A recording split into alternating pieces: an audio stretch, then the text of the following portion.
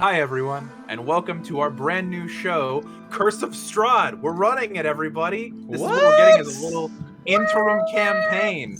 We're having some fun with it. And with that, you might notice we have a couple of faces that are not as familiar for our Saturday shows. So we're going to go through and talk to our new faces. Both have appeared on the channel before in one of our previous shows and one in another one-shot. But we always want to reintroduce our players. So, Val, why don't you tell me who you are real quick? Oh, okay, cool. Immy. Beautiful. hi. I'm Val. I'm also known as the Nerdy Niffler on TikTok, and I use they, them pronouns. I'm also the Nerdy Niffler on all other social medias. I've been streaming for over 2 years, and I still have not got this introduction thing down at all. Sup. What do I forgot the rest of the information, so I'm just gonna finger gun out of here. You wanted to talk about. That sounds like a plan. All right, and then our other new regular, Immy. Do you want to talk about yourself? Hi, I'm Immy. I'm the social media manager for SHISAM. My pronouns are she, they. I do the TikTok things. I also do the acting and the modeling things sometimes. Trying. Yeah. And this is my third campaign ever. My first one was also on this channel, and it's called Dungeons and Demigods. I'm new and confused a lot of the time. And speaking of Dungeons and Demigods, we have another member of Dungeons and Demigods, but you also might know him better as our regular DM for our Saturday show, who's joining us as a player this time. Hey, Burrty, how you doing? Hi, I'm Burrty the Bard, also known as Burrty the Bard on our social medias. And you can normally find me as the DM for the Sorin Chronicles. However, if you don't follow our social media, you'll know that we've actually retired the Sorin Chronicles. We won't be rejoining that world, at least not as a D&D campaign. There is possibility we could rejoin in another format. Don't quote me on that, but it might happen. There's other projects that might happen. We're talking about them at the moment. It is the Chronicles. There's more than one story. That's true. But there's also me. Hi, I'm Aaron, also known as Obsidian Olive pretty much everywhere on the internet, and I will be running this, as I've already mentioned, Curse of Strahd module. We're going to be playing things mostly by the book with a few alterations for some special plot stuff because we're running things a little differently this time. We're not doing our normal campaign of intrepid adventurers going around slaying the big bad evil. No, the plot pitch for this show was, what if we had some not great people run into Barovia? Some people who might be a little bit more on the bottom section of the alignment chart. So today we are playing evil characters is something that we've thrown out. However, there is something that I would like to say regarding that. This is going to be a content warning for everybody. This programming may contain themes that some viewers might find upsetting or triggering, such as graphic depictions of violence, harsh language, murder, torture, manipulation, blood, gore, things like that. So if that is not your speed, feel free to pop out of this one, because we are going to be going into some darker stuff in this campaign. Strahd as a module was written to be a little bit on that edge point, a little bit on that edgelord if you get too close to the ends of it. So Curse of Strahd is going to be something that, if you're not comfortable with those things, take the L on this one. We have plenty of friends who do great streams and great content. This is going to be a little bit darker than that. But going into it, before we get into our campaign, we have a couple shout outs like we do at the beginning of every episode. Burrty, you had something to share. Hi, we have music on this show, and it comes from two awesome people. It comes from one, Arcane Anthems, aka Weston. He's a great guy, great member of the community, and a long-time friend of the show. And also, more recently, we have Will Savino, aka Music D20.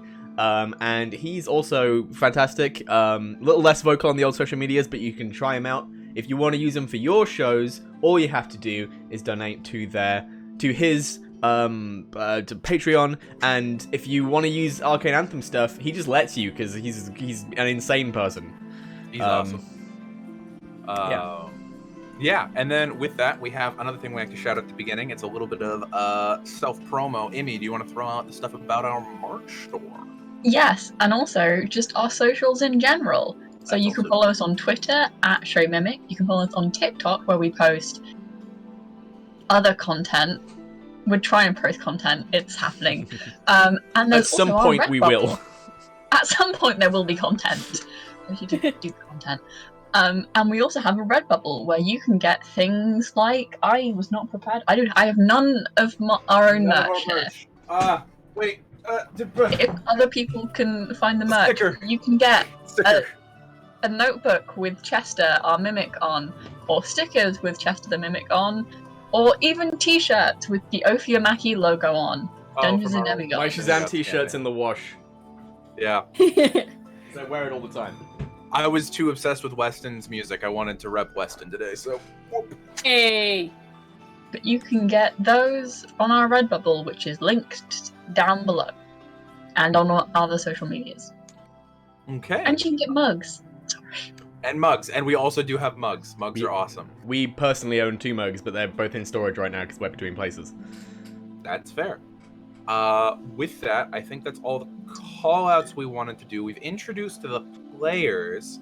Let's see, we went over all of our safety stuff. I think it might be time to get into the campaign. So Burrty, can you go ahead and drop me in the 1?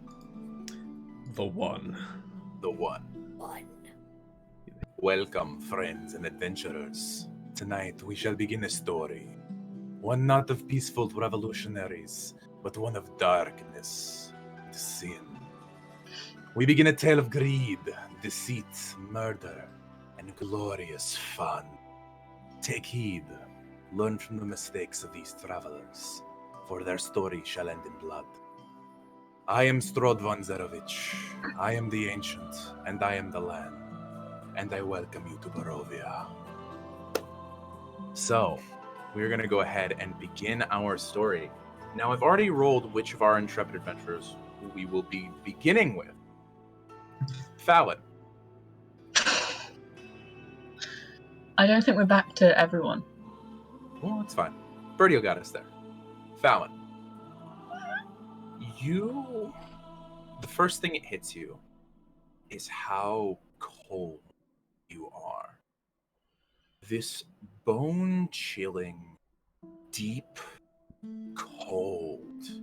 The kind of cold that doesn't come with a swift wind, but one that comes with long, deep exposure to night temperatures, to the wet, to the mists.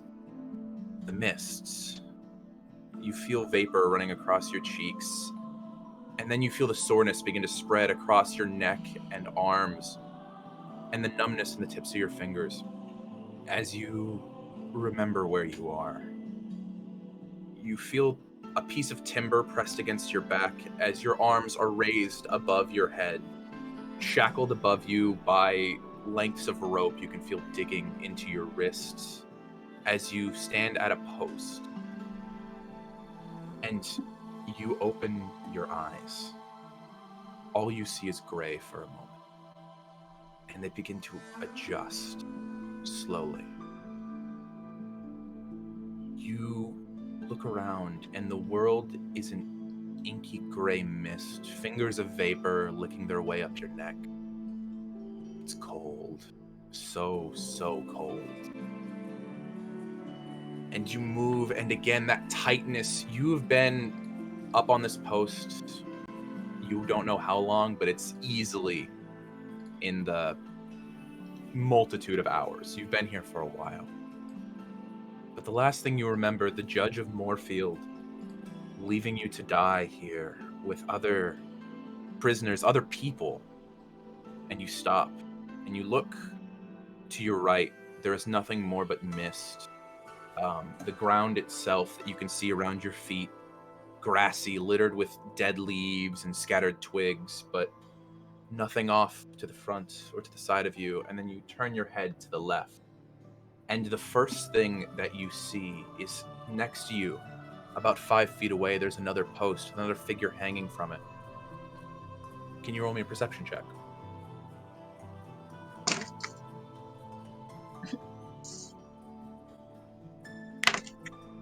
$18. 18.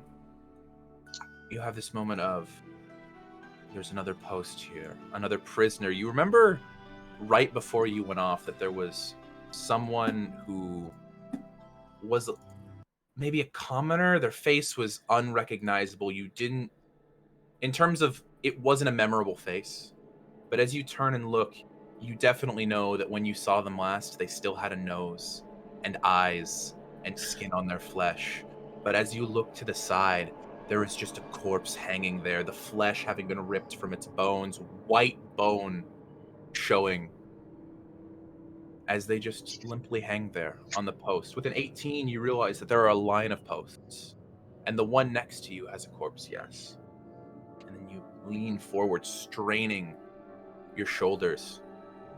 The one past it is empty, and you can see one more before it begins to fade off into mist.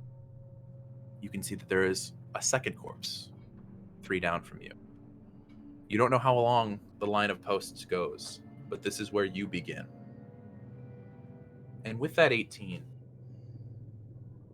there is this awful, awful moment where a soft finger of a breeze strokes against your neck. You look around. There is no one in the field around you, but you are not alone. You can feel it. The shifting creak of wood catches your attention. Ever so slightly. Your eyes pulled not farther into the mist, but you look down. And you see now this horrible realization that those scattered twigs you had seen across the grass are shifting, moving. Is there anything you'd like to do in this moment?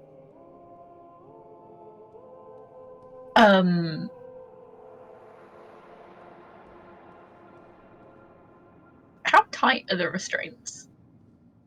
Pretty tight around your wrists. With a decent movement, you might be able to either slide out of them or snap them, depending on how you want to escape. Because the restraints themselves are just rope, just aged, beaten rope. Okay.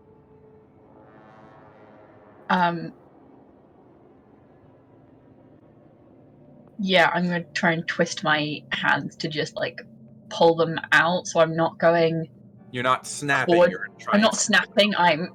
Can you twisting. please give me a sleight of hand check? Haha, I'm proficient in this. Yes, you are. So with that is a 17. 17. At that moment, you have this awful feeling of this creeping sense of nature, these small moving things looking at the ground, and you don't really have a time to observe them before you are instinctively reacting, feeling your way around the restraints, sliding one wrist out and getting the other out, leaving these deep scrapes along your wrist where it's purpled and bruised where you'd been held up for the last few hours. But you managed to pull away from them. At disadvantage, I would like the other 2 players to please make me a perception check.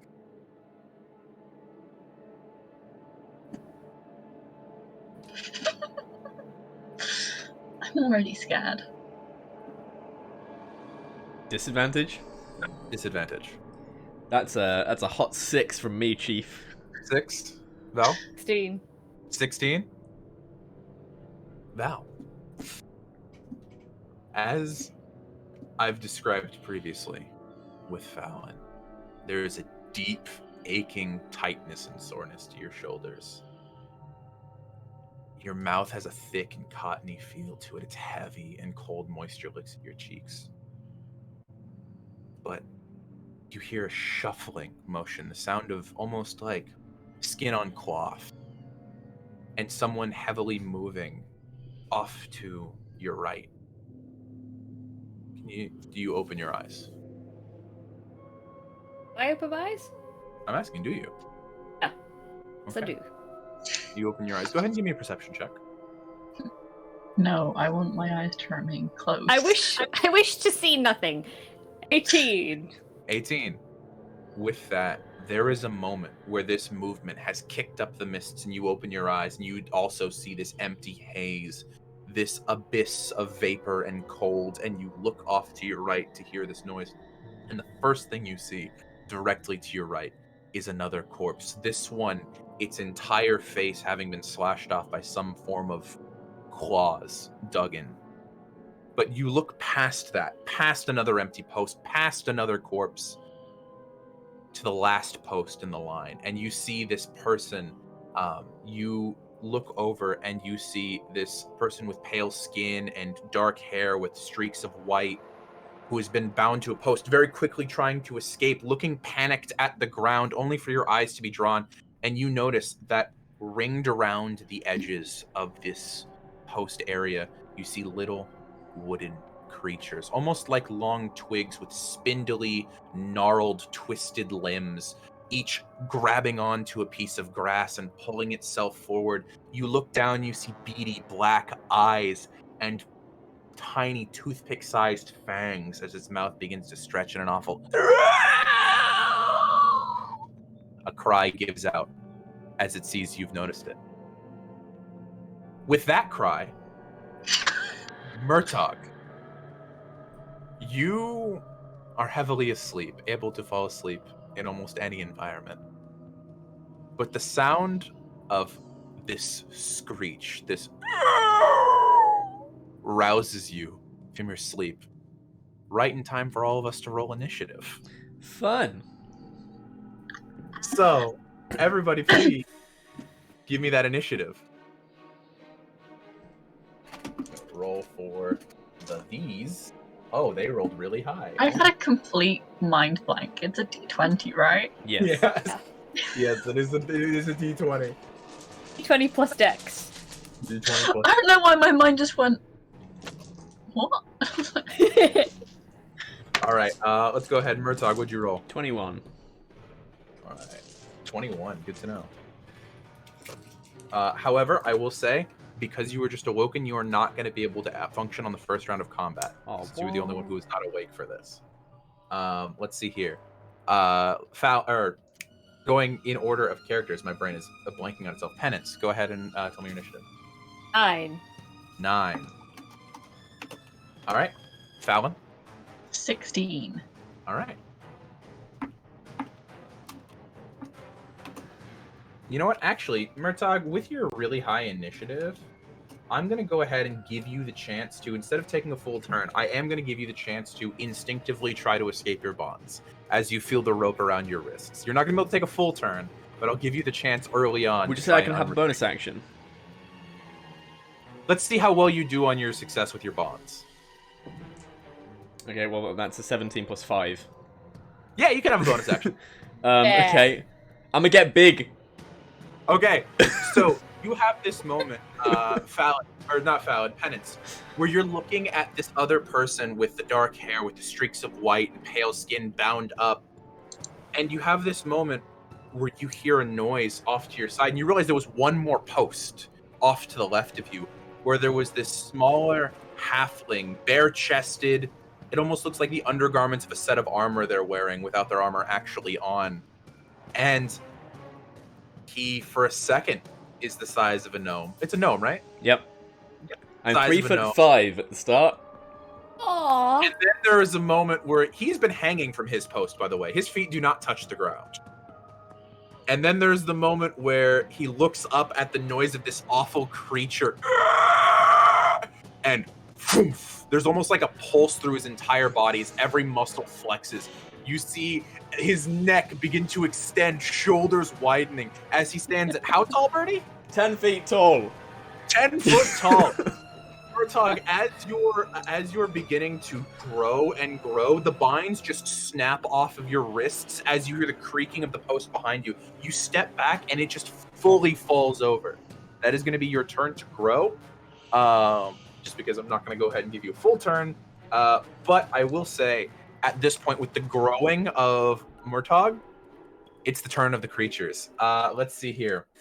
So they are each going to rush forward. The three of you, are they going to think the corpses are alive? Give me a moment. No, they're smarter than that. Okay, so you see as these little creatures begin to drag themselves, crawling quicker and quicker through the grass, moving forward, their little gnarled hands digging into the dirt, leaving behind sprays of just yellowed, pale grass as they're going to start crawling forward. Let's see here. The couple that are going after Penance. By the way, currently, with that, Penance, you are still considered restrained because you are still in your bonds. Just letting you know. But with that, the ones that are going after Fallon.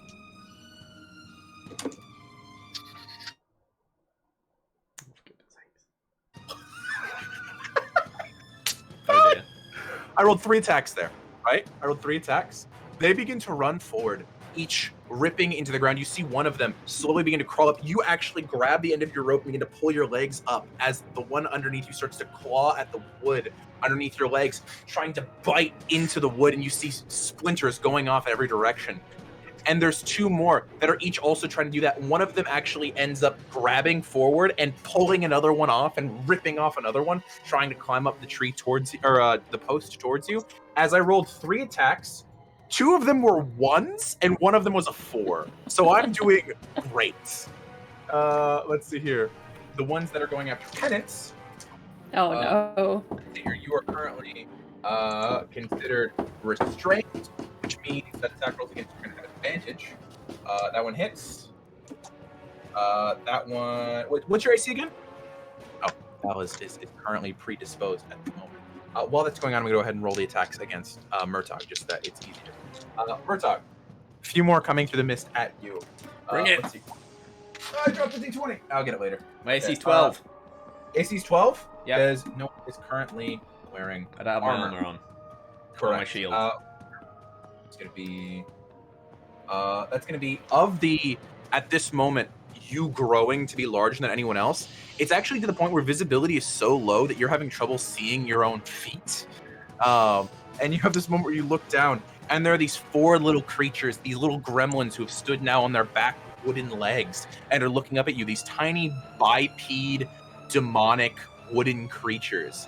As they look up at you, and they start just digging their claws into your ankles. With an AC of 12, of the 4 that are there, 2 are going to hit. With that, let's see here. Okay, so one of them reaches around and just grabs the back of your ankle. This tiny, like, not intelligence, but animalistic need to pull you down. You very much feel them starting to try and rip into the back of your ankles to try and break the tendons there.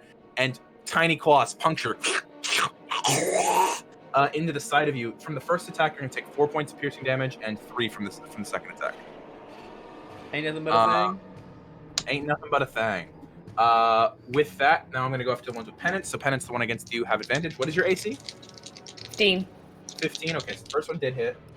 Second one, even with advantage, it's not going to hit. And then third one... Nat 20. You didn't know we don't have armor on, right? Correct. That's you do just... not have armor. Yeah. Me. That's just Penance. So yeah, Just Penance. as you're going up, one of them actually begins to run, taking its 2 little prong-like fingers and just starts to dig into your leg, climbing up you. And you can see it slowly approaching your face as just from the digging action, that's going to be considered its attack. You can take 5 points of piercing damage as it takes its fingers and starts to just climb you. You see little spots of blood appearing in your clothing. The red shirt that's normally underneath your jacket, which is not currently on you. And the second one is going to run up and just take its face and bite into the side of your ankle, dealing 3 more points of piercing damage.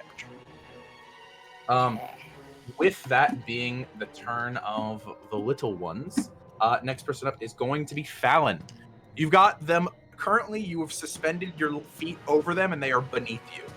You are not restrained. What are you doing? Firebolt at them. Firebolt. Okay. You're technically in melee with them. I will give you that. So you will be at disadvantage with your firebolt. But go for it.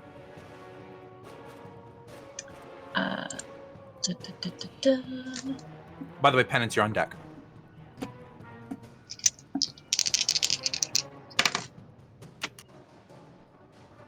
That is at disadvantage? Yeah. 14. 14? Is Okay. that 14 total or 14 on the die? 14 on the die. Okay, so that's Okay, so 14 plus your charisma, which is what? Plus the attack bonus that's next to your firebolt. So you Yeah. see the hit DC column? If Where it says I'm recalling firebolt. correctly, you Oh. have a +6 to attack. That's a +5. Never Yeah. mind. So that's going to be a total of 19. That's 19. suspended there, holding your own body weight up from this rope, keeping your ankles up, you drop down this relatively decent, like baseball-sized ball of fire down into this creature. Roll damage.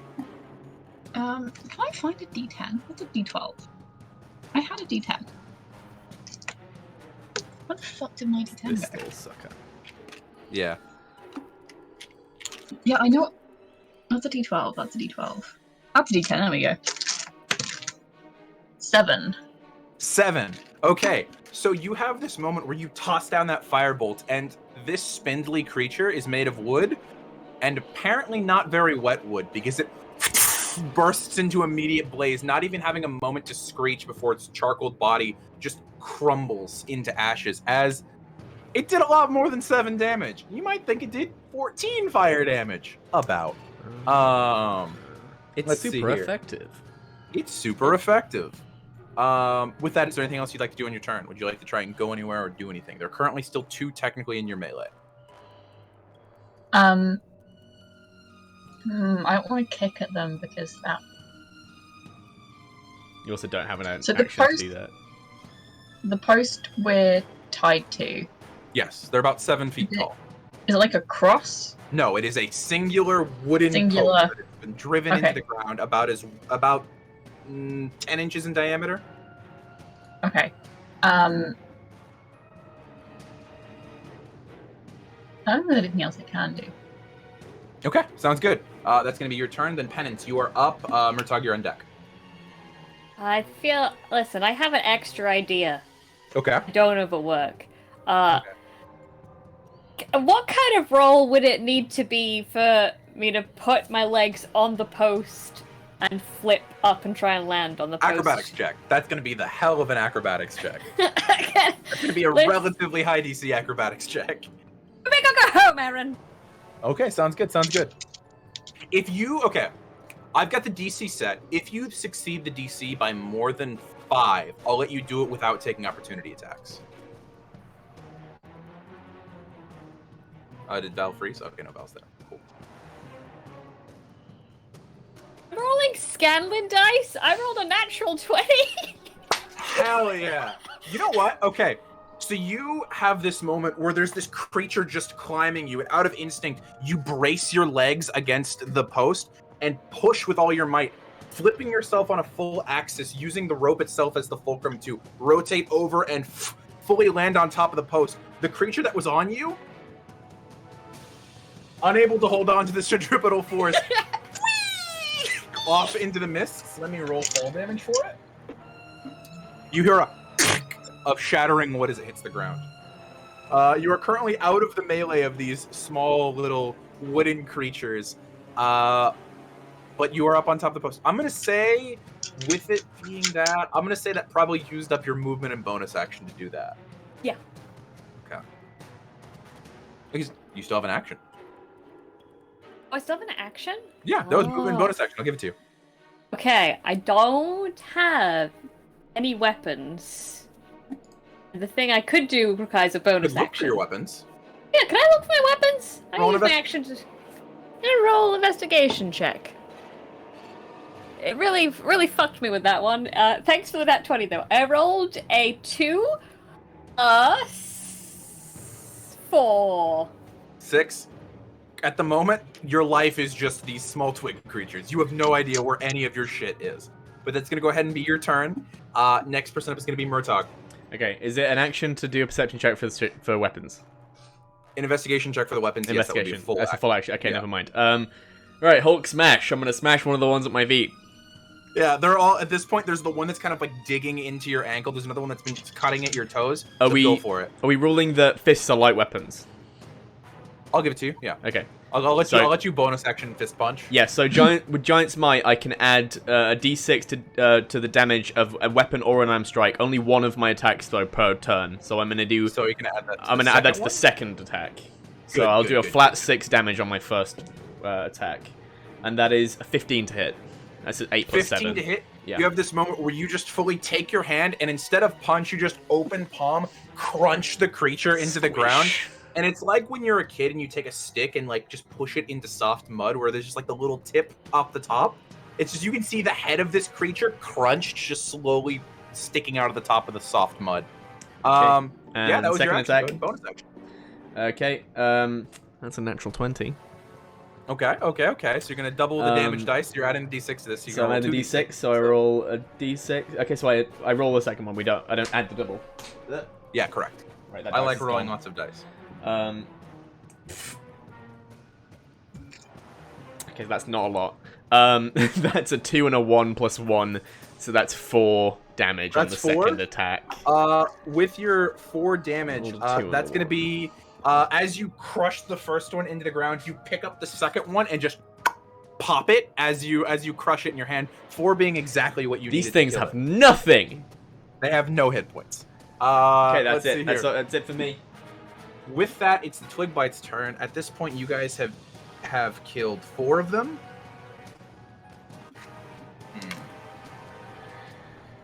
Their resolve isn't good enough for this. You see one of them just scream, and they're going to just begin to try and run away from you all. Opportunity attack. Everyone who's within melee of one may take a reaction attack. However, the only person who is not is Penance, who is on top of their post, safe from them at the current moment. So I can. So the other, yes. Also, Fallon, you can make an opportunity attack against one of these as well. It has to be a melee attack of some kind. So it can't be like a firebolt or anything. It's a saucy 20. Saucy 20, good. You can just kick at one. Yeah, 100%. It'll do 1 plus your strength modifier worth of damage. Which is -1. So it'll deal 0 points of damage, minimum of 1. So you deal at least 1 damage. I'm gonna rule unarmed strikes minimum of 1. Okay. Okay. So that I don't get to add anything to that because this is still I've already done my Giant's Might, so that's just a flat 6. Well, this is technically a reaction attack, not a bonus action. So you do get to add your modifier. Oh yeah. Yes, that's just a flat 6. Okay, yeah. And then did you hit Immy? I rolled a 19. Okay, so... there you go. You definitely hit. So as these creatures begin to just very quickly sprint on the ground, you feel like the reason they were crawling to begin with was try to be some sort of stealthy. But they begin to retreat. You taking your foot and just bopping one of them back in the head. You see the twig on the back of its head just crack forward, but it still continues to sprint. Whereas Murtog takes his foot and just squishes another one between his bare toes, cracking them on the ground. Yeah, that's going to kill 2 more, but they are going to use their turns to retreat. So they're going to travel a whole ass 40 feet away off into the mists. You guys can give chase if you'd like, or not. However, I will say next person up is Fallon. All of the creatures that were around your feet began to scatter away. Uh-huh. What do you think? I got myself completely free, right? This isn't going to only damage me if I jump down. Correct. Cool. I want to jump down to the ground and cast... Am I on the end of the row, essentially? Yes, you are on the last row. The last one on the row. Can I cast Agonar's Scorcher? I will... Is that a cone attack? It's a line. It's a line. Okay. Let me look at range real quick for it. So it's 30 feet long, so at the speed they're going, you know you'd have to run away at least a little bit, or like run forward into the mists a little bit in order to have any chance of hitting them. Are you okay with that?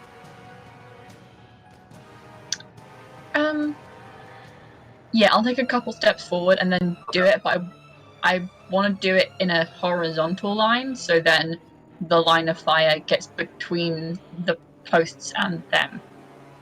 Oh, okay. 100%. I'm actually totally down with that. Okay. So you take a few steps forward, turn to the side, and have this moment where you draw upon your magic, tracing a line down horizontally, and then a line of erupting bonfires just down their way. And immediately the heat begins to evaporate some of the mists around you, beginning to give you higher visibility and clearing. You see all of these little blights are on the other side of this line of fire, which I'm going to go ahead and rule real quick. I'm going to roll to see how well the fire sets the grass is ablaze, so that like it's going to stick around and not just a line attack. notes here. That was actually really good. Okay, so yeah, this line of fire is going to stick around because it was magically set ablaze, but is it going to spread because it's moist? No, it is not. It is not going to spread. So you essentially have a controlled fire line. Question to the players. Are you going to allow the blights to just go away, or are you going to track them down? I'm going to roll a wisdom save. Okay. I'm going to track them down. Okay. First of all, can I quickly look around for my shit? That's going to be your action. Are you okay with that? Yes. Okay, sounds good. So, first I'm going to finish out Fallon and Penance's turn, because Penance is between you and Fallon. Fallon, that's your action. You've moved a little bit. Do you want to retreat behind the line of fire? Oh yeah, 100%. Okay, sounds good. And that's going to be your turn? Or do you want anything else that you can do? No, there's nothing else I can. Okay. Also, Fallon's not gonna chase. She doesn't pursue fights, but she will finish them. Okay, sounds good. Penance! Lady doesn't start fights, but she does finish them. This is just vibing on top of this post, watching this fire go, and is having a great time. They're gonna try and look for their stuff. Roll me an investigation check. Remain on top of the post. Okay, that's better! Investigation check plus 4, that's a 16? 16. It's easy enough to see. It was a DC 10 check. About 5 feet behind each of the posts, there is just a pile of shit that was left for each person on a post. So the two empty posts, there are no piles between, but there's a pile between this weird gnome creature giant. There is a pile behind your post. There is a pile behind the two corpses' posts. And there is a pile behind this other woman who surrounds post. Interesting. I think, do I have movement or not? Oh, you absolutely have movement. You haven't moved this round at all yet. Oh, then in that case, It's going to be like 10 feet of movement to get off of the post. Fair warning. Yeah. In that case, Penance is gonna hop off the post. Okay. To get to where their stuff is. Yep. I'm just gonna, again, just watching this happen. Okay. So you're just going to get to your stuff. I got to my stuff. Okay, sounds good. So you hop off. Remember, speaking is a free action, by the way. As I will say, you probably would see the others having had looked around a bit. Just letting you know. Okay, Murtog, it's your turn. Okay. Yeah, first thing I'm gonna do is roll and try and find my stuff. Okay, DC 10. Investigation. Oh, okay, that's a 17 plus 1. Hell yeah, cool. So you have this moment where you look around and you see there, gleaming, stuck into the ground at the pile, is your weapon. Behind you. And my hand axe is there. Yes. Okay, I'm gonna grab my I'm God. gonna grab my hand axes. I'm gonna action surge. I'm gonna run into the fog. Okay, at this point, remember, visibility has cleared a little bit with this line of fire, so you don't have to run into the fog yet, you just have to get over the fire. Okay. I'm So 10 you foot, wanna can I just step over it? You're 10 foot.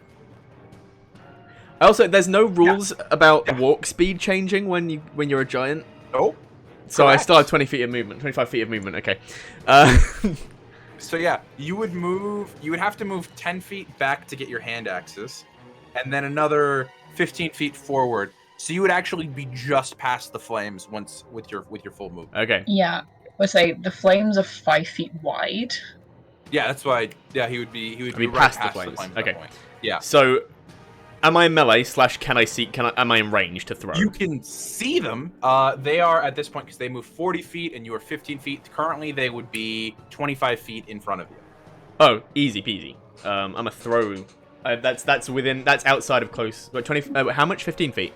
25. Okay, So it's gonna 25. be that's gonna be in your second tier. So That's gonna in be my disadvantage second range tier. attack. Yep. No worries. Okay, that's a 18 to hit, and that is a 17 to hit. Okay, 18 and 17 both are gonna hit. So you're just gonna take both your hand axes and chuck them? Yeah, for sure. Hell yeah, go for it. So on the first, oh wait, no, I didn't roll the attack for the second one. Okay, sorry. Because it was disadvantage. It was Yeah, disadvantage. I thought- Okay, so the first one, we're frozen again. Huh, boy. Have you lost your mind? Boy! Hello. Hmm? I'm here. Everyone's back but Aaron. Yeah. Oh, is this a whole Discord thing? This wasn't just me. No, yeah. there we go. Aaron's back. Okay. Okay, that was Yeah, everyone. That wasn't just me. Yeah, that No, was that was weird. everyone. That was a Discord server one. Again, we apologize to everyone watching. That one was not in our control. Okay, cool. Well, Discord would be better. the first attack, that is a 2 plus 7 is 9 damage. Damage?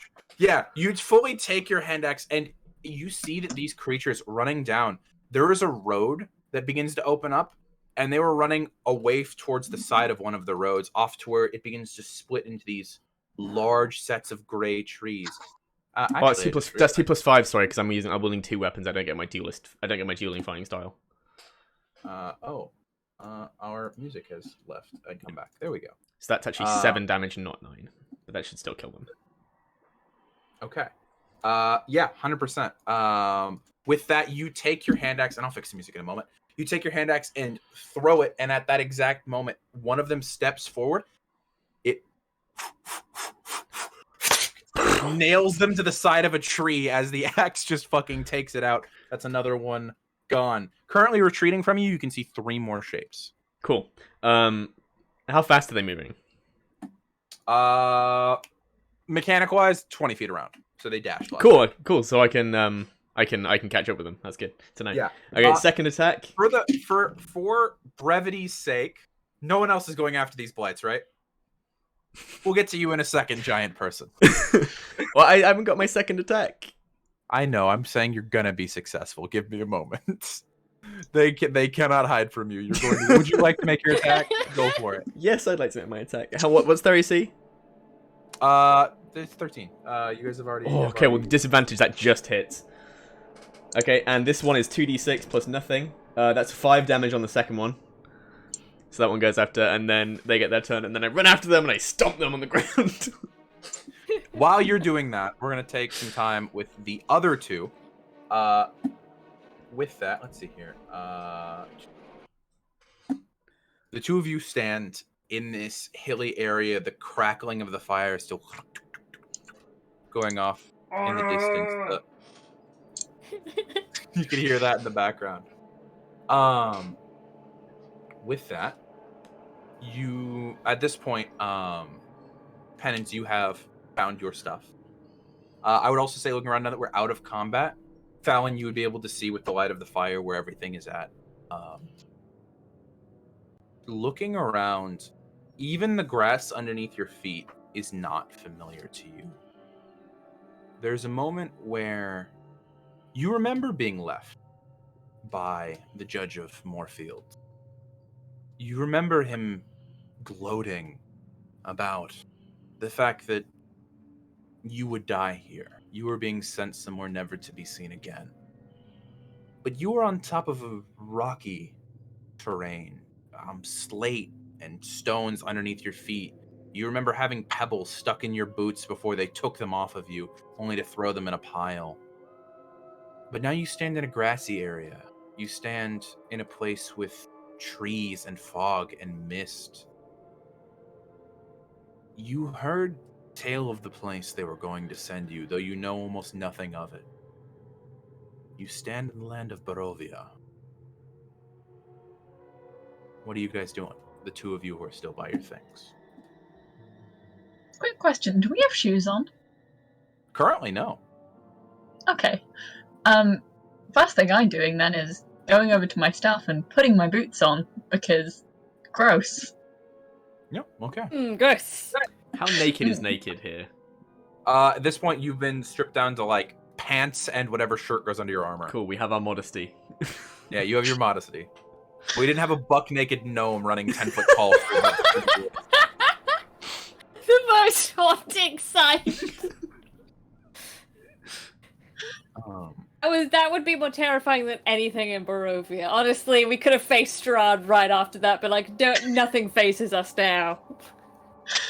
Okay, in that case, also gonna put on the rest of my clothes.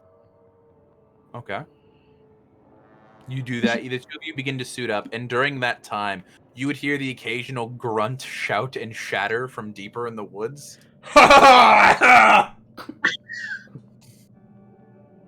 and eventually, I'm assuming, this giant gnome, whose proportions, by the way, have not changed, begins to walk back towards the hill. It dispels after a minute. And this would be about a minute later. So as he's walking, this gnome just fully loses like 6 inches a step of height as it slowly begins to fade. But the three of you are there. You see, actually, why don't we take this time for each of your characters as they're putting back on their armor, gathering their equipment and their garments. Why don't each of you describe your characters? We'll go ahead and go reverse Discord order. We will start with Fallon. Describe yourself. Okay, so Fallon is a young human woman, early 20s. She's got dark black hair with white streaks in it, and as it moves, you see more of the white underneath. So eventually, if you kind of pay close enough attention, it's that kind of effect you start wondering with zebras after a while on, is it black with white streaks or white with black streaks? She's got grey-blue eyes that kind of seem to shift in the light, like they haven't decided on what colour they are. Human features. She stands at about 5'9" and is currently donning inky dark blue coats and pants, and then brown riding boots as well, putting on various bits and digging through her stuff to put stuff back in pockets where everything seems to have exactly a place and she knows exactly where that is. Yeah. Okay. Penance, would you like to describe your character? So Penance is a tiefling with completely white, like alabaster white skin, and black horns that are like ram's horns protruding from their head.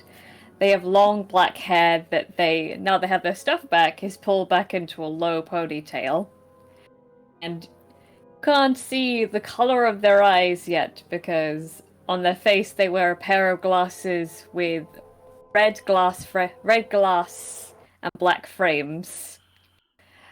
And they wear a long red coat with black and gold adornments, and a crossbow at their hip, and 2 fangs that protrude just from their mouth. Basically, the aesthetic is red, black, and gold, baby.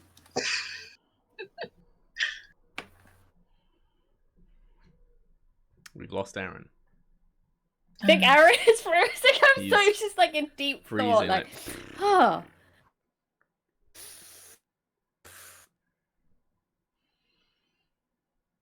Oh, Penance is like 6 foot because I'm playing them. So they're 6 foot. Look about in their sort of early 20s. Mm-hmm. Do I go? Should I just... I'm gonna say yeah. The DM's permission to describe. So Murtog is a 3'5" little gnomey boy. And he has... Oh, I'm the dungeon master now. Oh. I'm here. I promise I was here that whole time. The internet's doing a really bad thing right now. And I don't know why. So as I was saying, little 3'5" gnomey boy with kind of longish brown hair on top and then shaved sides, which you wouldn't normally see except for the fact that he's not wearing his armor. And as he slowly gets into it, he has a kind of bronze chainmail with these bronze and steel shoulder plates that are kind of decorated with like teeth and bone. And he has a half helm which has 2 large horns on top that look like actual horns that have been dipped in molten bronze. I'm really bright for some reason. There we go. And he has a large and enormous tower shield that he can easily get his entire body behind when he's small. And a very large longsword in the other hand. You would think probably wouldn't be very practical for someone of his size, but as you've seen him without his armor, he is completely shredded underneath. He is so muscular. It's not even funny. So yeah. A minute. Juan Carlo? Not Juan Juan Carlo. Carlo from the Dungeons. He's in this game. And he has Okay. little pointy nomes that come out from under his helmet. And the The three of Juan you Carlo having variant. described yourself, the three of you stand atop this central hill that begins to lead down into almost a valley shape. Again, the air around you is so dense, obscured, and mist covered that you're having a hard time making out even your locations. But the three of you are there. Do you say anything to each other? Do you do anything after you've finished suiting up in each of your respective armors or outfits, gathering your equipment and your things? Do I remember any of these two from before we got sent in? You would have seen each other in terms of there were several wagons that appeared at the edges of Moorfield, and lots of prisoners were pulled out, but they were only put up on the posts a few at a time. And roll me a history check real quick. Sure thing. Nope, that's a 4 + 1. Okay. Yeah. Their faces are vaguely familiar. So this is where they sent us to die, huh?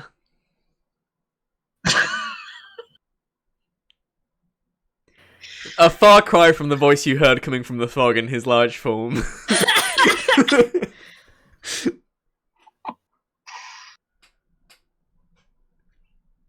Well, if they didn't know we were here already, we certainly do now. Who's they?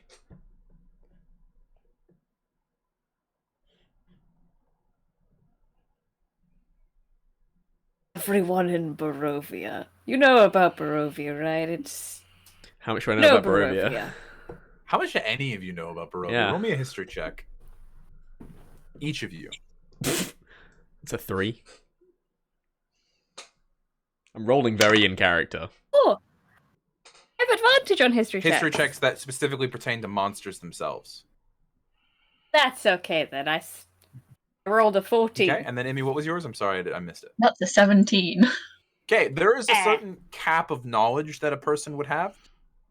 In terms of going from least to greatest, Murtog, the knowledge that you would have is, at some point, the judge of Moorfield was doing some sort of grand speech about how you would never be seen again and said something, something Darkland, something, something Barovia. You weren't paying attention. You were thinking about how to I was escape. screaming a lot. Mm-hmm. No. With a 14 and a 17, it's gonna give you guys about the same amount of knowledge. There is this whispered about place, this realm that is only known by its name of Barovia. A place that used to be a valley, vaguely, that you remember in your head, that isn't anymore. A valley that now is a place where people are sent to die. A place where once you go, you are never heard from again. And that is the sick, twisted way that the judge of Moorfield decided to execute each of you for your crimes.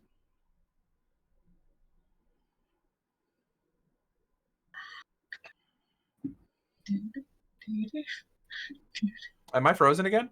No. Oh, okay. You guys are just sitting there. Cool. I don't know anything, so I'm waiting for these two to talk.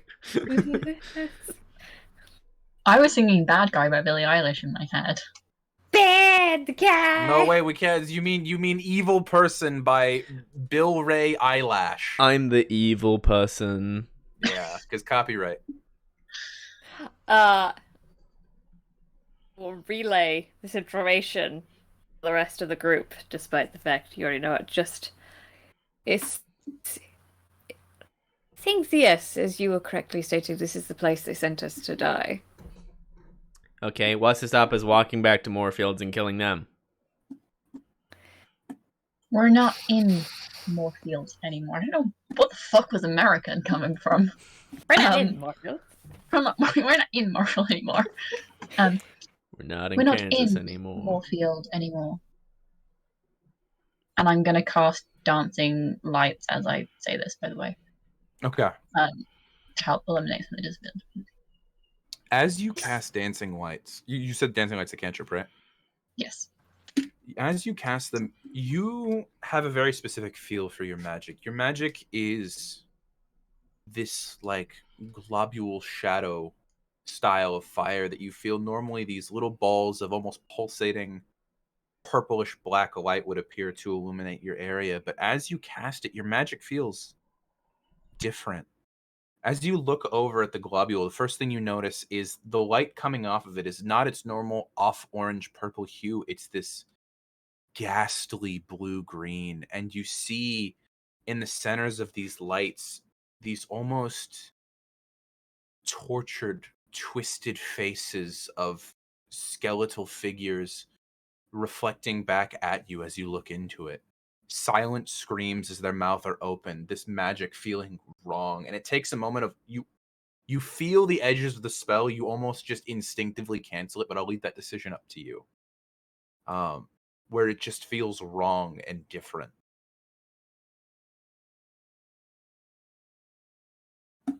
I'll just look at them for a moment and then let them up, but just look away. Yeah, you do so. Like I said, we're not in Moorfield anymore. Does this look like Moorfield to you? No, that's that's why I said we go back. Well, I don't know about the two of you. I could use a drink. Say we start walking and try and find somewhere that isn't going to murder us within the first 6 seconds. Well, if I got my stuff, I'm gonna go into my bag. Can I find some like the fermented goat's milk my people drink? Yes, you may. There's still a bag of fermented goat's milk because I can't think of any reason why anyone at that village would have taken that from your pile. You want a drink? Oh, actually though, can each of you please roll me a d12? 9. Also, this is an aside. Mhm. The character switch that Immy did to Fallon, and I mean this with the greatest respect in the world. Ha! I love her! It's like, oh, hi. Aaron's about to take 9 gold off me, isn't he? Yep. I can What was see each it. of your d12 rolls? It's coming. 11. Okay. Each of those rolls are the amount of coins that the people who put your stuff in piles thought they could steal without being noticed, and your gold is decreased by the amount that you rolled. Haha. Isn't there a lot of stuff for everyone who was on the pyre? What was that?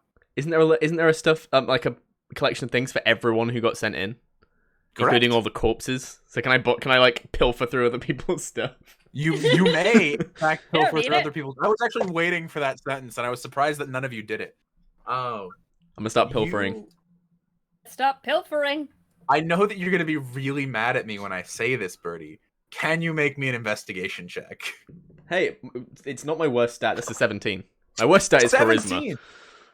17. As you look around, you begin to pull through these piles, and you realize that the two piles, there is an indentation in the middle of two of them. There was one post that was left empty, but it looks like one of the posts, there was a pile of stuff that has already been removed, and the two piles closest to it, the ones flanking it, have mostly useless clothings and bags left there. There is a bundle of rope, a few silvers that were lost.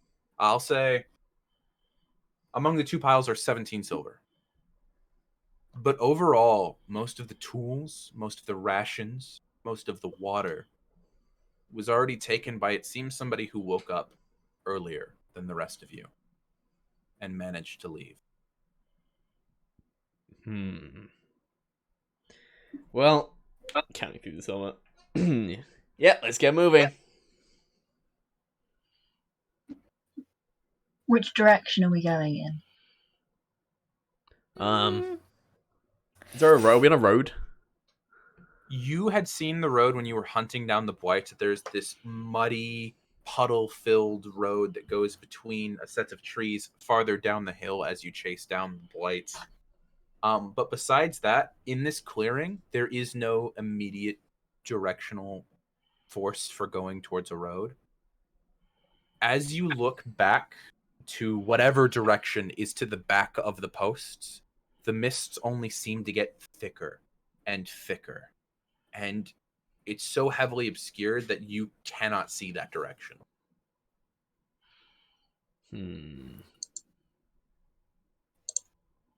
Well, I saw a little something over there, a little like dirt path. Why am I going American? A little dirt path. There's a way. We Go can go towards that way. the dirt path. You guys head towards the dirt path. Coming Just down want the hill. Oh, yep. I just want to match everyone. You're all trying to go American. I mean, hey, I get that you guys wish that you had us still. I know we celebrated Losers Day recently when you guys, lost us on the 4th. But it is what it is. You're gonna have to get used to not having us. I hope you sent a thank you letter to France. Honestly, I actually sent several of my French friends thank yous. But you begin Hydration check. to walk. Sorry. Let me finish my sentence, and then we can do hydration checks. Okay. You begin to walk down the hill, the three of you very quickly falling into step with each other. The only seeming non-constant around you being the three of you. Everything else is this ubiquitous, swirling mass of fog that is so oppressive that you can feel it. Every time you breathe, your breaths are heavier. You can feel the weight in your chest from the vapor. But eventually, you get down to this road level, and you see towering trees whose tops are lost in heavy gray mist. They block out everything, but this death gray light comes from the sky. The tree trunks on the sides of the road are unnaturally close to each other, and they have this silence to them, almost like a forgotten grave. It feels like somebody is holding their breath for a scream in this forest. It's oppressive, but it continues on. Visibility at this point is clearing up more than it was at the beginning of the road. You can see 40, 50 feet in front of you, but past that, swirls of mist. Are you guys just going to walk? Mm-hmm. Okay. So do we think this is heading to a village or to our certain doom? Or both? Okay. Either way, it's heading us out of this situation. I don't quite think you got the whole "there is no return from Barovia" part of the speech. Listen, I don't know. I don't know what all this is about, but I do know that you won't get anywhere just standing around, and I prefer to meet my fate head on, and then we'll see who's the better fighter at the end of it. I've never been to Barovia. Nice vacation spot. I don't think it's the sort of place people willingly go. There were the little twiglets as the welcoming party, so... You handled them, I think. Oh, you handled them with a fire. That spectacular choice, by the way. Good job with the whole giant thing, too. They were very puny and easy to kill. If the rest of if the place of Barovia is like this, we got nothing to worry about. It just cut to that Frozen meme where it's like, I'm gonna tell him, don't you dare. Okay. Oh. At some point we will meet something, and it will either try to kill us, try to rob us, or have alcohol. Be all three. Just think, oh, we can smash it. Or we can smash it. You are correct. Okay. With that, three of you Fallon's begin to fall I was just into... like... I will say, are you guys going to be having the steady conversation while you're walking, like the entirety of the time while you're walking?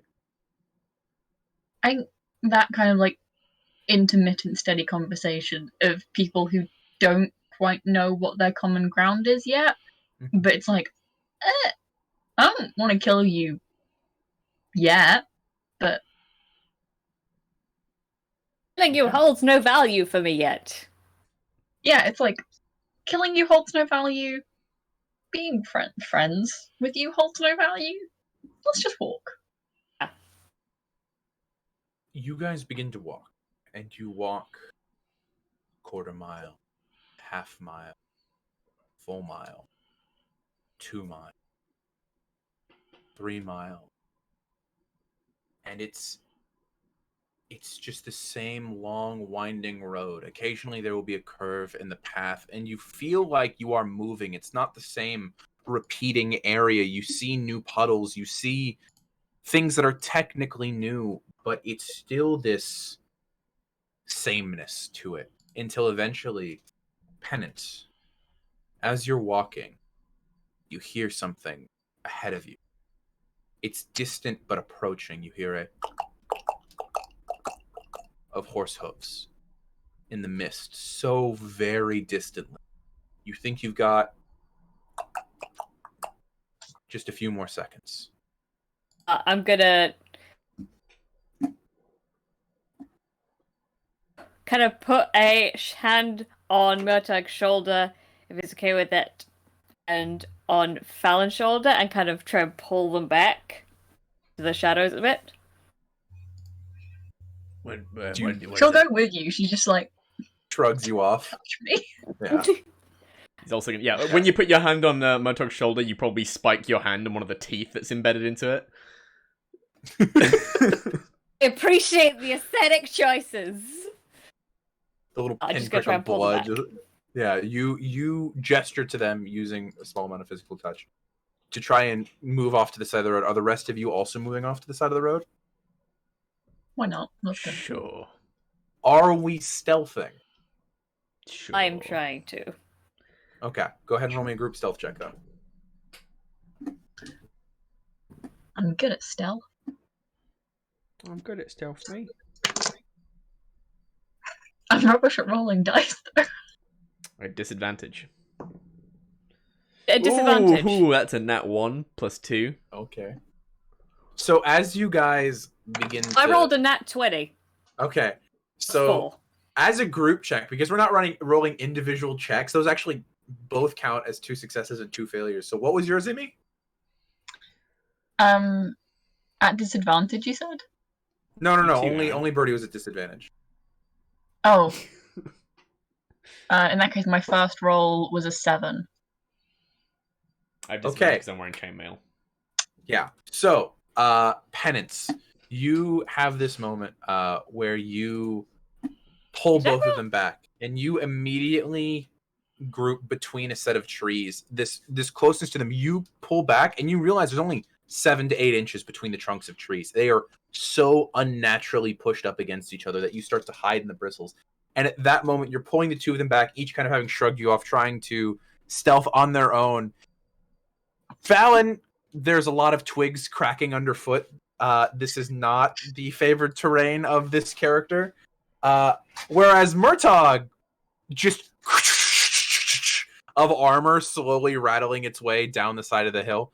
The natural one is as you step down, there's a twig that you pull back, and your full back just goes into the tree for a second, just of metal on wood.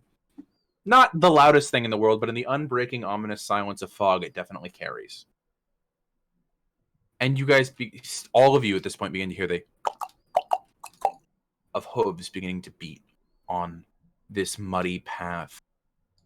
And eventually you begin to see the shape of a single rider and a single steed. And it's actually Murtog that makes out the details first, because surprisingly, of the three of you, Murtog has the highest passive perception. We're not a wise bunch, I see.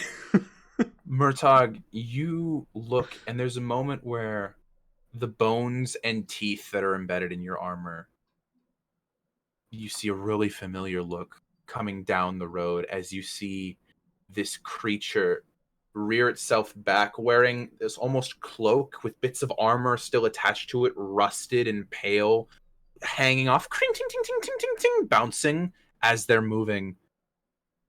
And for a second, you think it's just a rider until they pull themselves back while they're riding, and you realize you can see directly through the middle of their chest cavity where there's empty white bone. And you see the jawline, purely a jawline. There is no flesh, only this bleached white bone of old, dead skeleton. And your eyes are drawn to the steed, where it's a very similar situation where there is this skeletal horse itself, the fog moving in front of its face as though it was breathing, but it's still empty rib cages, empty skull, no eyes, no pinpricks of light, just dead, inanimate object giving this motion, this mockery of life as it begins to pass you, and it's coming in front of it. And at this point, you all have this moment where you can see the skeletal rider passing you. Are you doing anything at this time? Murtog would reach on the ground and find a rock to pick up. Okay. Unless anyone's going to stop him, he's going to throw it at the rider. Penance will reach out and try and stop him. What? Fallon's just going to stand there, having not noticed this interaction going on beside her. You want a dope skeleton horse? I want a dope skeleton horse. What kind of question is that? But also, maybe we should see where he's going? Lowest rock. And as you guys have this interaction, the skeleton horse disappears into the fog behind you, going the direction you came from. The day is quiet once again. And as I say the day is quiet, you have this moment where time has been hard to tell here. It's been this ominous gray light. But as we're talking to Murtog, looking at the rock in hand, the little bit of light that was filtering through the trees is slowly beginning to dim. It is quick approaching night. You are still in the middle of nowhere. We following the skeleton horse?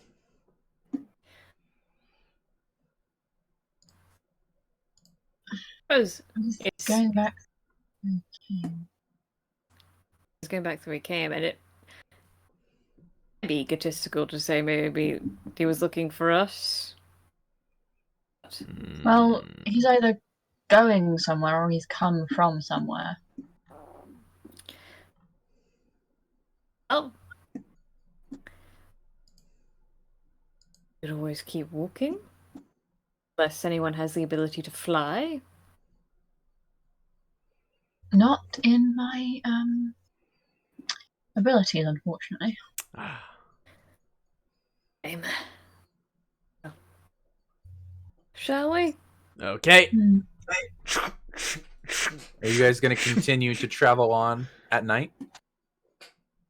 Sure. Can I try and stealth? Separate to the party? Separate to Murtog's clanking. Sure. Are you going to be... Okay, because the party travels at the rate of the slowest member, I will let you know that if you guys are... If any member of the party is stealthing... If I'm not you are stealthing, gonna move but at they half are, can they move at normal speed? Because I've got 20 speed. Incorrect. feet. You have to move at the slowest speed of the party, which would be the 15 feet of Penance, because stealthing does require half speed, unfortunately. Oh, yeah. In which case, I will just be actively looking out for things. Okay. Active perception. Yeah. Good to know. Let's see here. Can I also be active percepti? And also, can I have the dancing lights still, and they're just going ahead of us every so often to see if there's anything? It's tedious to do because you're going to have to be recasting it every minute, but you will. It is that thing of, you've driven on misty nights when people have headlights on, right? Yeah. It's that moment of you have the lights and you force them off into the fog in front of you, and it becomes almost useless in terms of helping you see things because it just illuminates the fog to where you might be able to see shapes moving in it, but any amount of detail about what's in front of you will be drowned out by the light. Okay. After a while of walking then, especially as it gets darker, I'm just gonna stop doing that. Okay. As you guys are walking, you have this moment where off to the side of the road, as you're traveling, these lights moving back and forth, you go another half an hour or so. And as you're walking, it almost makes you jump how sudden it comes. You hear a deep voice go, "Who goes there?" Off to the side of the road. Travelers. Burrty, you are muted as fuck right now. Take out a hand axe. Travelers. This is most interesting. And as you begin to step forward, your lights illuminating the 30 feet around you that you can see. You see stepping out of the mist and onto the road, there is a large man in very drab, unassuming clothing, with a tattered gray cloak. He has shaggy black hair that's been pulled back in almost like a man bun, and thick mutton chops. He has a spear in one hand that he's leaning on, and in the other hand, he has a small bundle of animal pelts slung over his shoulder. Travelers. Well, you don't look like you're from around here. And where is around here? The cursed land of Barovia, of course. Well, if everyone around here looks like you, I'll take that as a compliment. And you see this throaty, almost howl of a laugh come out of the man as he takes that fully as the insult it was supposed to be, but he finds it humorous.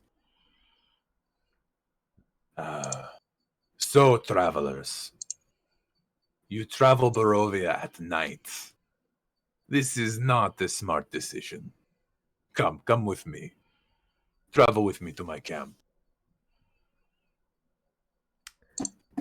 Yeah, why not? This guy in the level. Inside Roll an check. insight check. Anyone who'd like to, roll an insight check. I don't know anything. A 9 from me. 9, okay. Okay. That's and an then what'd you 18, roll? my dudes. 18 11. and then 11. So, with that, the 9 and the 11, he seems like he is finding you guys humorous, and he is telling the absolute truth when he says traveling Barovia at night, a very, very bad idea. With the 18, you see that he's looking around as though he's listening for other people, not in the suspicious way of there are other people possibly going to attack me, but in the way of I know that there's people around here and I'm keeping an ear out for them. Mm-hmm. That's the kind of look you're getting from him. Okay, but he doesn't seem like if we go with him, he's about to murder us. Looking at him, I'll say with an 18, looking at him, he is definitely looking at you up and down. It's almost like he's giving you a once over on each of your bodies as you're moving forward, looking for something on you. It almost looks like he's looking for like a coin pouch or something. He's looking for something on each of you. Okay. Well, come off the road. The road is a bad idea.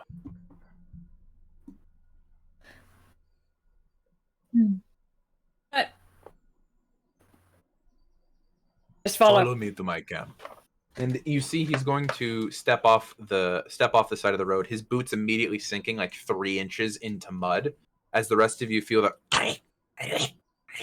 squelch of mud underneath your feet as you step off of the side of the road. And he leads you through a gap between 2 trees. And once again, Murtog. Somewhere off in the distance to your left, you hear ever so quietly. If it was not for your pregame roll, you wouldn't have heard this. I'm using it here for you.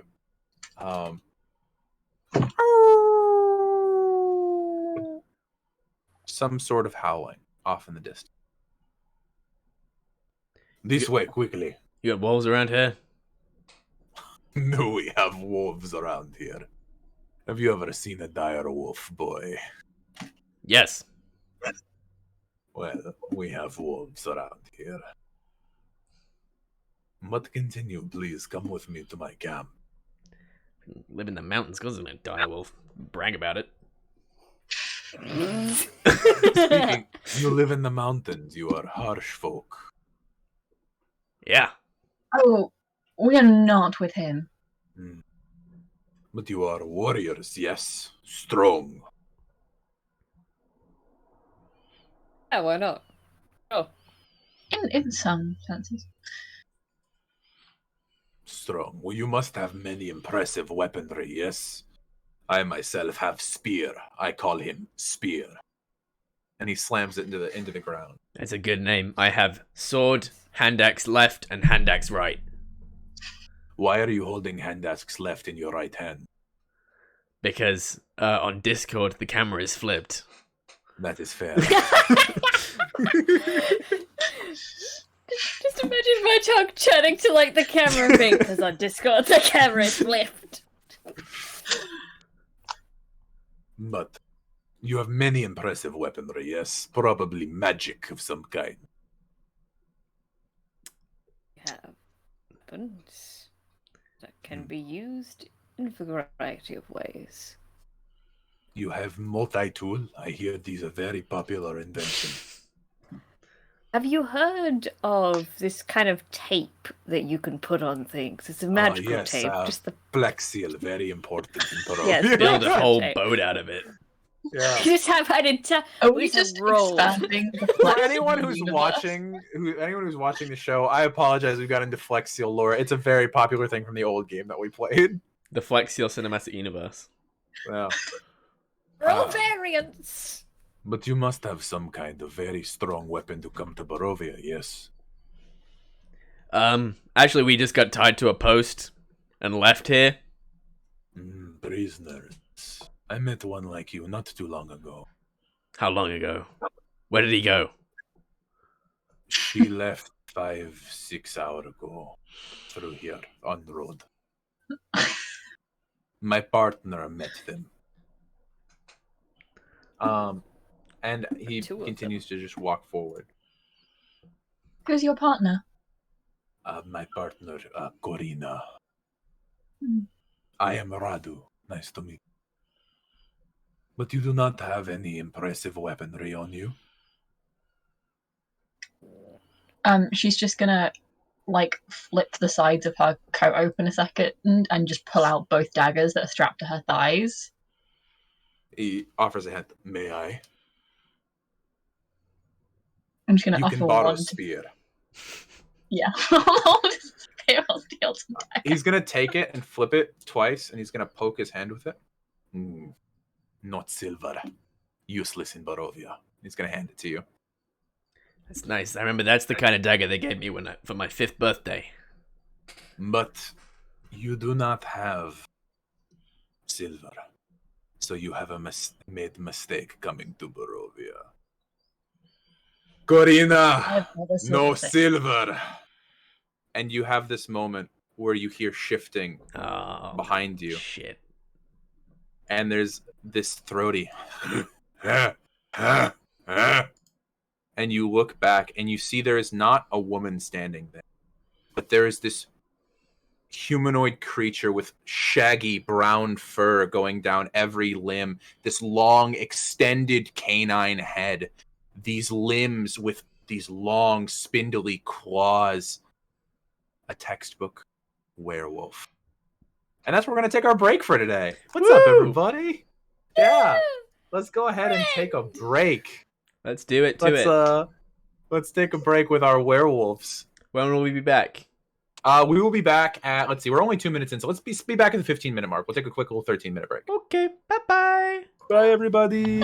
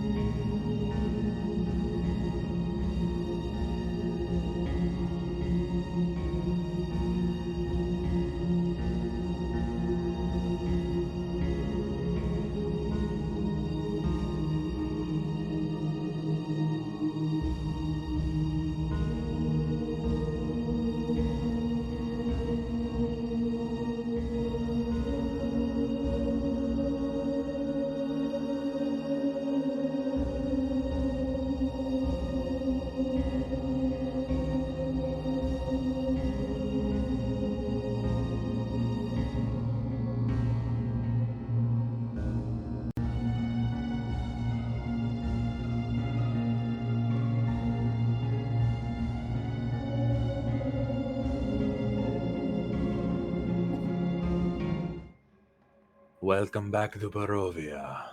No, but seriously though, hi everybody, welcome back from our break. We went and took a very quick break real quick so that we could go potty and stuff like that before we enter a bigger scene. But to catch you up to speed, what we know about the plot thus far. Our party members, the 3 people who each awoke tied to posts, having been left there from the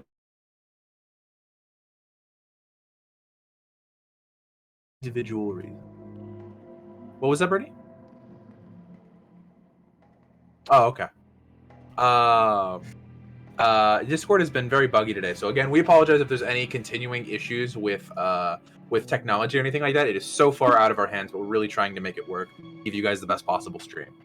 Getting back into the plot, they were left tied to posts by the judge of Moorfield, who had said that they would never return to the regular world. They would never be seen again. After awakening on their posts, they were attacked by several twig blights, these tiny, demonic plant creatures that were set on fire, crushed, strangled, popped, hit with hatchets, murdered in several different ways. They then gathered their things, which the Judge of Moorfield had left as a small mercy if they survived the initial posting, traveled along the road for several hours until they encountered a skeletal rider who rode past them, seeming to have noticed but not cared about each of them. Probably had a silver sword. Definitely had a silver sword. They continued on for another half an hour before they were introduced to a werewolf by the name of Radu, who had recognized them as non-Barovians, especially given their non-human look for most of them. He had mentioned that it was a bad idea to travel at night in Barovia, which night had fallen during this time, and offered to take them to his camp. He led them along the side of the road, asking them leading questions about their weaponry, before finally realizing that none of them had any silver weaponry. So his accomplice, this Corina that he had named, another werewolf, had been surrounding them at that point in time, and has revealed herself now. As 3 of you stand in a thin, almost tight trees on one side of you, on one side of you, there is the werewolf known as Radu, who is still in his human form, and behind you there is Corina in her hybrid werewolf form. But they stand there, this kind of uneasy moment having happened. Corina, what are the 3 of you doing? Well, this is a good way to make acquaintances, isn't it? I do not believe we are looking for acquaintances. Then what are you looking for? Food. And as he says food, you see his jaw begin to elongate. His mouth, before the first spouts this pale version of a human face with these mutton chops stretching along the sides of his canine jaw, ears shifting towards the top of his head, and then finally fur beginning to sprout as he gains another 6 inches of height and another few dozen pounds in muscle mass. As his shirt begins to stretch to its fullest, you see the buttons beginning to curl almost around his hybrid form. So, are we doing this the easy way or the hard way?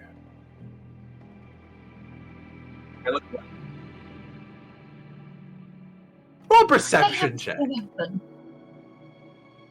They might have to.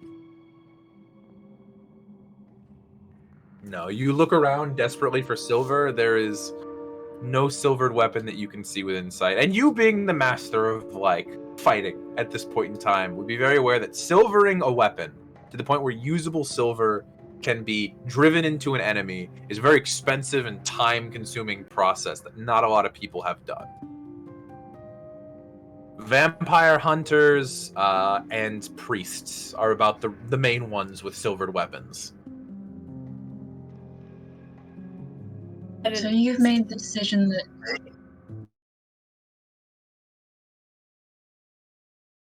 And I'm howling at the moon. Hey, what's up? Okay.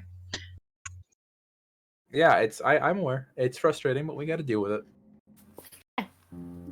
So, you've made the decision after seeing all 4 of our weapons that nothing we have on us is silver.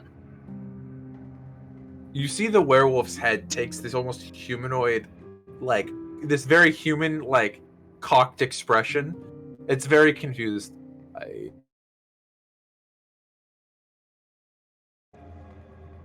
I am... Oh? Okay, are we really, like, is Discord really freezing that often? Yeah. Yeah. What the fuck is going on? I apologize, everyone who's watching this stream. We might, like, I'm gonna give it another... Yeah, this is not us. This is Discord itself. And I've messaged a couple other people. That's the thing is, I might... Honestly, guys, I apologize to anyone watching the stream and the players for having their experience interrupted, but I'm going to give it another 10 minutes, and if Discord isn't being a little bit better, we might just have to call it early for the day, because it's getting to the point where I can no longer communicate with my players, which unfortunately, this is one of those games where communication, very key. Fuck, I don't even remember what I was saying. We were in the middle, you were talking about Force of Love. I'm sorry, you said all 4 of you?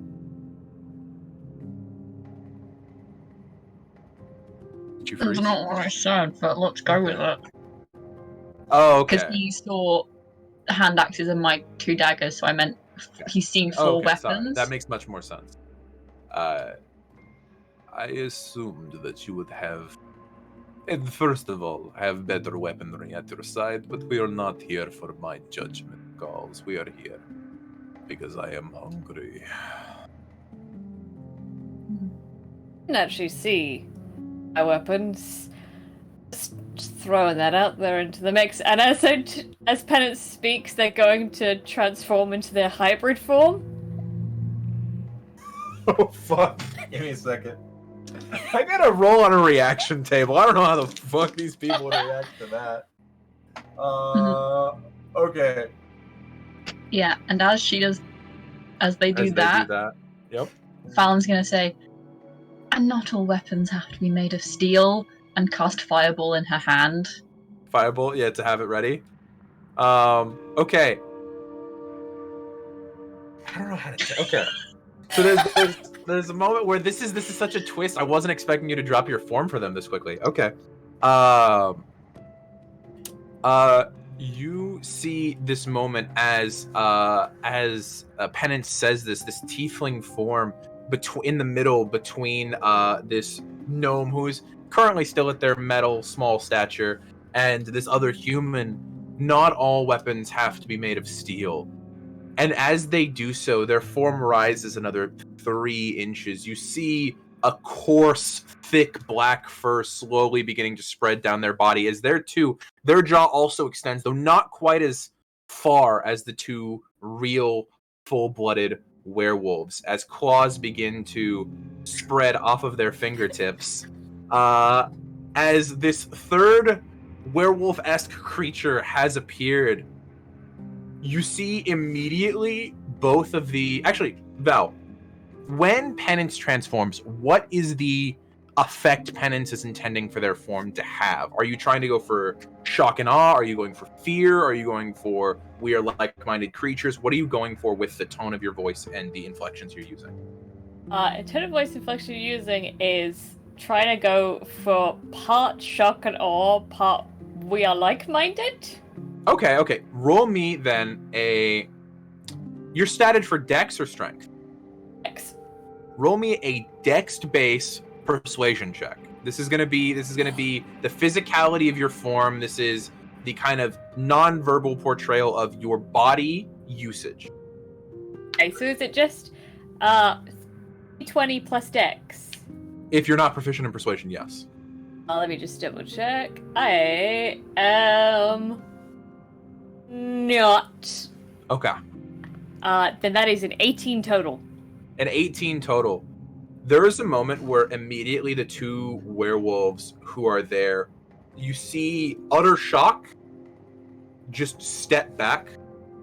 You hear Karina behind you, not actually spoken yet, go, "What is this? I don't understand." I agree, I don't. Did Emil train you? Who are you from? Hey, oh. Oh, just traveler passing through. But Passing through in another territory of another pack. well, I am currently packless. So this is just me passing through with no intention of hanging around. Roll me a persuasion check. Just a regular one this time. The other two, are you doing anything while they're having this slight conversation? You're just squaring up hand axes.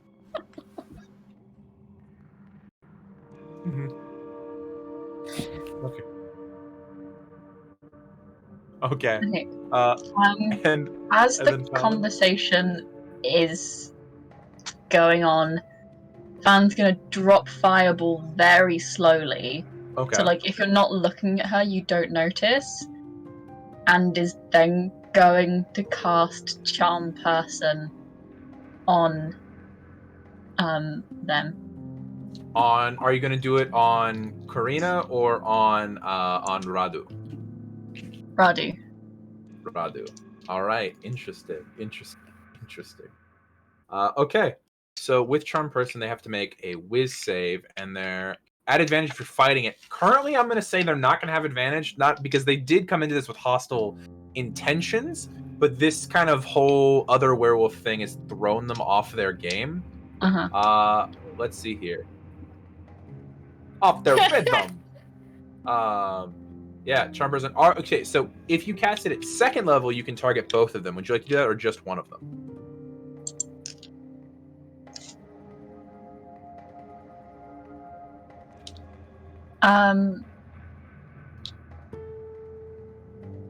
Yes. Cast it on both of them. Okay. I'm gonna roll Whiz saves for both of them. Let me see if they have any resistances to magic. They do not. So it's just straight Whiz saves. Bless you. Yeah, it's Whiz save of 14. 14? Yeah.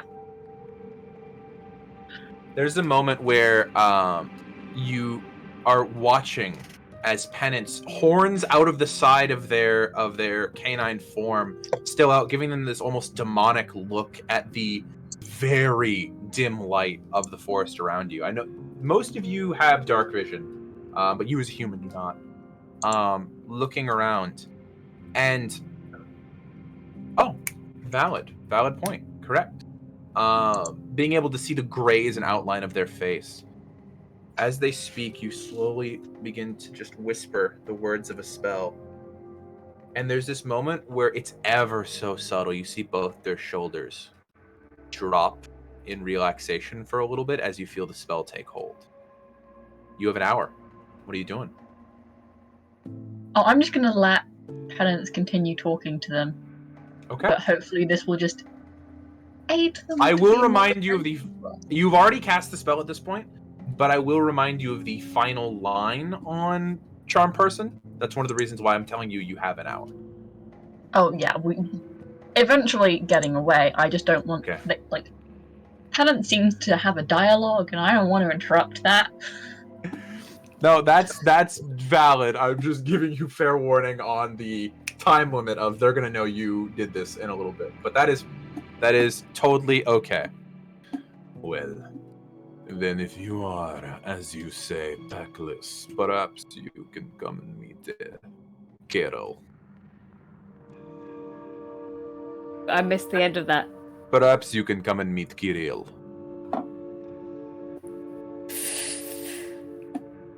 And who precisely is Kirill? Just Kirill Nintendo. Staniovich is the leader of the pack of Barovia. Oh, very good to know. Very good to know. Were they nearby, or is it sort of a... Honestly, I'm not actually going to have you... With the Charm Person spell and them already having been slightly friendly to you, I'm actually, for these kind of questions, I'm not going to have you roll. So, the den is perhaps 2-hour walk to the north.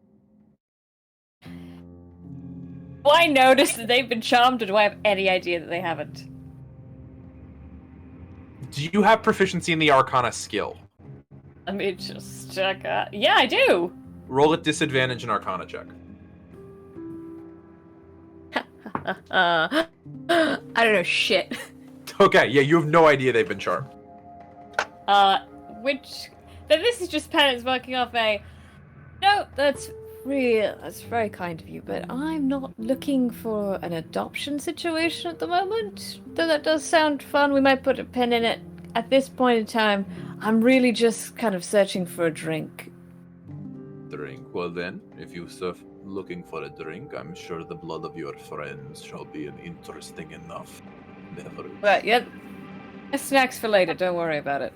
I'm talking more of the... Do you know where someone could get a glass of milk that's not fermented? Thank you for that, Murtog. If you are looking for human comforts, try Kresik. Another 20 minutes abroad.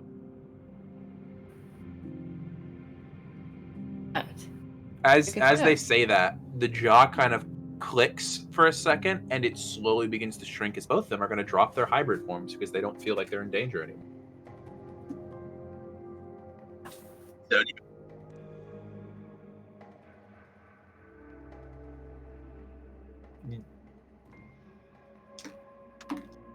You see a look of insulted, snarky pride on Radu's face as you say that, and Karina, who at this point shifting into a human, is this very gaunt, pointed-faced woman with a long scar underneath an eye, like to the point where like the eyelid is like barely still there, pulled down.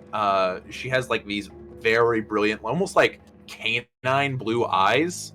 And she's wearing a very, she's actually, at this point, because she showed up in werewolf form, in the modesty at the moment, but is slowly grabbing what looks like a bundled bag of clothing to throw on as you are all speaking.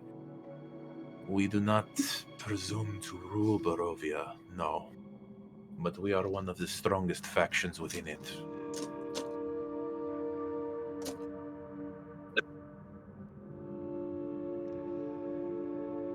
That is not how Barovia works. The man who is in charge of this country, he is the devil. When Satan himself knocks upon your door, you do not answer. You hide in the back room and wait.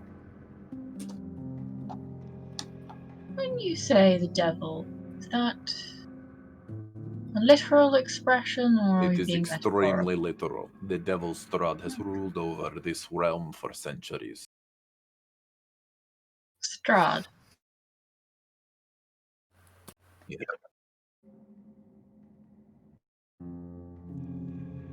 That sounds boring. Horned one, I warn you, I am friendly towards you now, but I will strangle this small, twisted creature. What is wrong with him? Why are his legs so short?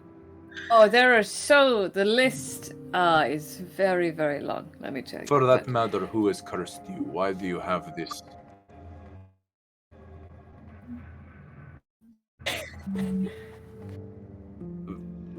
Lycanthropy is a known illness. But I do not know why you are short, or why that one has horns. Horned one, why is your face the way it is?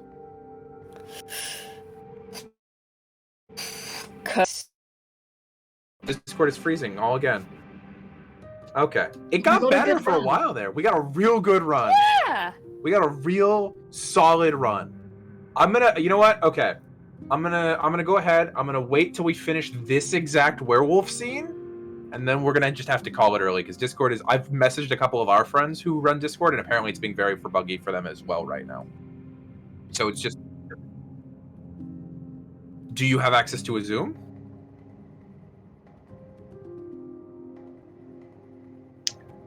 To a non-premium Zoom, yes. Oh yeah. No, I think we'll finish out. We'll deal with the glitches, finish out the scene with the werewolves, and then we'll just call it early, and it's okay because we technically have a fourth cast member who'll be joining us sometime in the next couple weeks. Yeah. The Devil Strahd. What was I talking about with him? You see the confusion across the werewolf's faces. They're trying to remember what they're talking about. Yeah, he was. He extremely was. Pretty And racist. you see that the look on his face as he's talking, his kind of like chopped sides, it's not that he's going, hey, fuck you, you're different. It's legitimate confusion of why do you look so different? He has not seen anything that looks like either of you.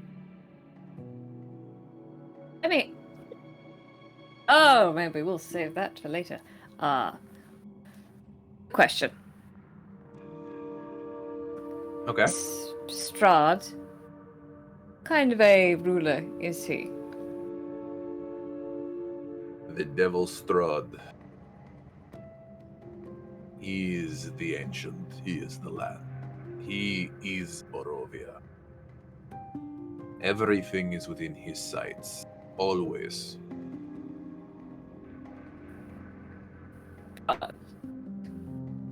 Do you like Mesruna? Because you look hungry. I am only hungry today. The pack keeps me fed. Yes, It seems as though you're asking leading questions about the Devil Strahd, and no, we are not going to up and join some revolution again. Oh, I don't care about. We'll go back to the again bit. I don't care about revolution. I'm just asking. Simple question. No ulterior motive towards you. Do you like him having him as a ruler? I could care more or less about Strahd himself. But the Order of the Silver Dragon proved that no one can stand up to Strahd. Go look for the desiccated corpse of the Silver Dragon if you wish. I hear it's in his... Oh, did we freeze again? Okay, what did you miss? We got... I hear he keeps it now as a chandelier in his home. Where is his home? Castle Ravenloft is 2-3 day travel down Maid Road of Old Svolovich.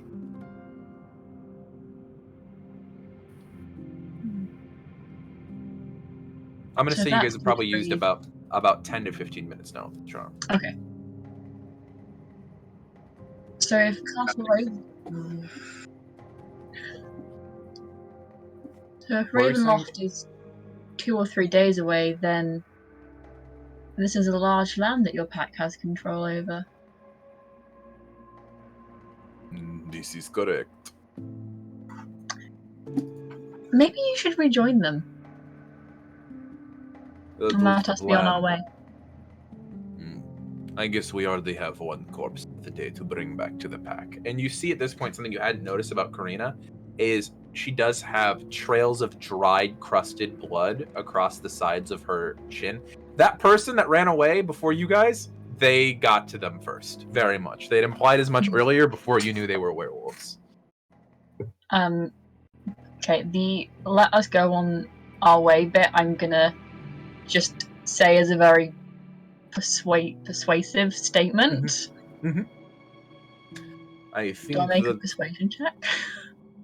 for now, with that, I'm going to say no at the moment. Because they're very well... You have given them no reason to not listen to you at this point in time, and they are currently charmed. I'm going to say no need to roll with them. I think that we will be on our way. However, word of warning to the Horned One. Stay out of our way. Do not interfere with pack business, or you shall be hunted down or forced to join. I'm sorry, I zoned out partway through that. Yes, sure. Funny. However, if you are looking for human lodging, Kresik is just down the road. Good luck dealing with the burgomaster. Or that fucking abbot. And at that point, Karina is going to walk back towards the game trail. What Karina says is true. Kresik is well defended, but the abbey is foul. Don't go there. It smells of death.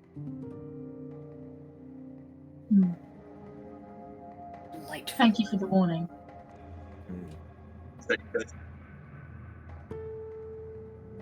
He's gonna walk up to you. Listen here. When you have lived in Barovia long enough, you know there are fights you pick and choose. And whatever lives in that abbey is not something I want to fight. He spits on the floor in front of your feet and walks away.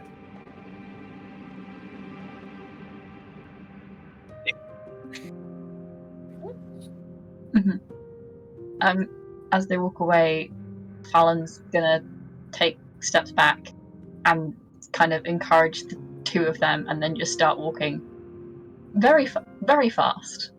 Just speed walk away. Because the werewolves have already like made their distance, would you like to tell the rest of your party exactly what is happening? Because you have about 40 minutes left of travel or of charm. Yeah, I think once we are definitively out of earshot, I'm just going to go, we might want to walk a bit faster, and if we see them again, they are 100% going to know what I just did to them, so I suggest we... And I froze! Yep, there you go. So you suggest we... Oh, it's so unfortunate. Okay.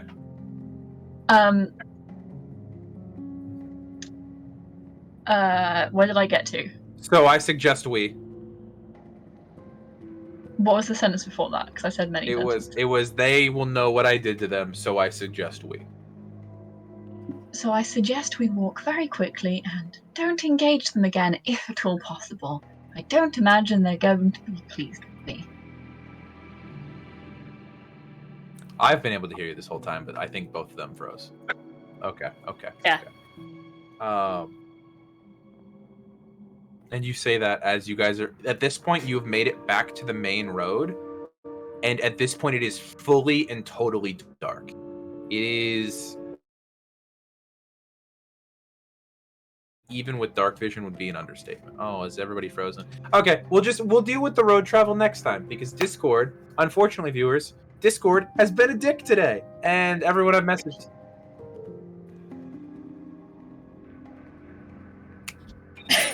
Sorry, we've been trying so hard to use you, but you've just been freezing all day, and it's very unfortunate. So yeah, viewers, I am so sorry that we're gonna have to cancel it early, but it's just getting to the point where we cannot communicate with each other and play a game. We're gonna go ahead and do our outro announcements. But this Curse of Strahd game, just real quick, you can expect this for the next about 2 to 3 months. We're still setting exact dates for the next thing that's coming up, but we're working on a big project that we want to have time to work with. So this is the reason we're running this module, is to kind of just give us that breathing room while we're working on other stuff. But for now, let's go ahead and honestly, you fickle mistress Discord, I agree. Not the F word I would use to describe Discord right now. It's a fucking asshole is what I would say. However, let's go through our players real quick. If you guys want to plug anything that you are on, anything that you do, any one of your socials that you want to plug, or even give a shout out to somebody that you like. Like, hi mom, if you watch this, I love you. Immy, why don't you go first? We'll go reverse Discord order. Like I said at the beginning, follow SHISAM socials. They're linked below. Follow my socials if you want to see my face more. It's at Immy Claire on most social medias that are relevant. And then Val, why don't you go? Hi, I'm Val. You can find me at the Nerdy Niffler. I'm also on an actual play D&D podcast called Tankers and Treasures, and if we're allowed to plug people, then go check out Ladybird Bindings, because they made this entire thing from scratch, and this is leather. I'm sad, but they bind books and they made the entire front out of leather and everything, and he's opening up commissions, and he's just really talented and really sweet. So go Ladybird Bindings. Go find them on Twitter and the TikTok. Burrty, you want to drop any of that sweet self promo?